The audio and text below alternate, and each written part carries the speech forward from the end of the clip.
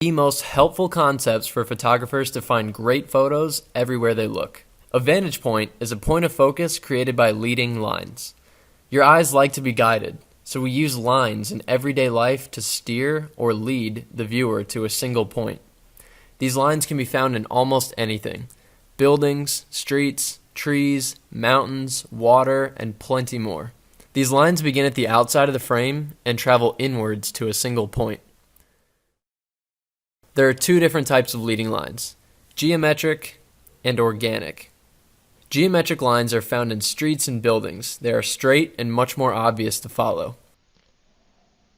Organic lines are often found in nature, such as mountains, rivers, pathways, trees, or even reflections on the water. They tend to bend and curve much more than geometric lines, but always lead to a specific area. These lines can simply be the contrast between light and shadow, or even between colors, like a green mountain against a blue sky. Here's an example of geometric. And another example where the railings, sidewalks, and tops of the building all lead to the right third of the frame. Here's an example of organic.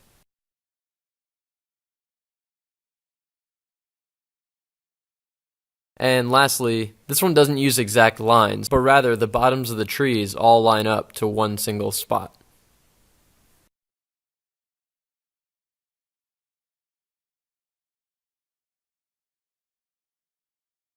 Rule of thirds was created by John Thomas Smith back in 1797 when he wrote his book Remarks on Rural Scenery. And it's actually less of a rule and more of a guideline. This old guy staring at cows in tall grass had a point though. Rule of thirds is the act of separating your frame into 9 parts, but most importantly, 3 columns. You can place a subject in the left or right third to draw attention to the composition as a whole rather than a single-centered point of focus. This is often done by placing a person on either side of the foreground and another subject on the opposite side, such as a mountain or a lake or a building or a sunset.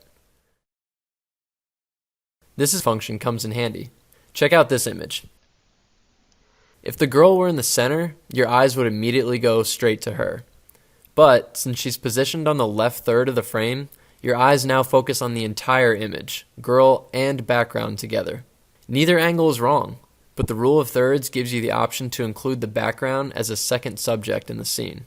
If you're taking a picture with a human like this one, rule of thirds is also great because it gives us a wider picture of what the subject is looking at. It tells a story, which we're going to talk about later.